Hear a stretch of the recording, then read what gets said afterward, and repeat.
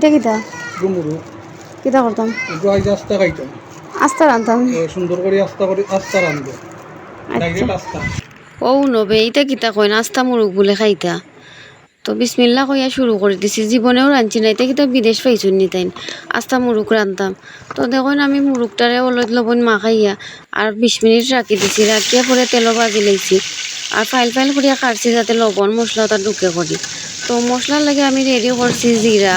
আর দারচিনি এলাচ লবঙ্গ গোলমরিচ ওটা এটা যাতে ব্যবহার করতাম যাতে একটু সেন্ট আয় ফ্লেভার দেয় বালা ওটার লাগে তো দেখুন তেলের মাঝে পরে আমি পেঁয়াজ রসুন আদা বাটা জিরা বাটা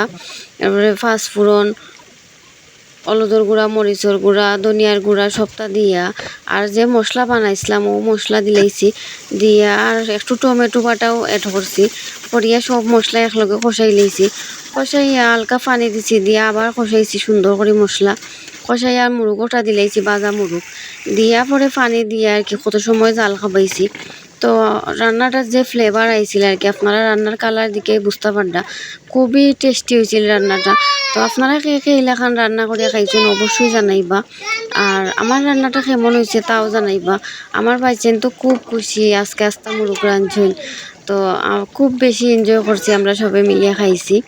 একটা পিকনিকর লাগান সবে মিলিয়ে বইয়া খাইছি তো দেখুন রান্নাটা কেমন হয়েছে আমার কাছে তো খুবই ভালো লাগছিল আপনারাও ট্রাই করিয়া দেখতে পারেন আল্লাহ হাফেজ।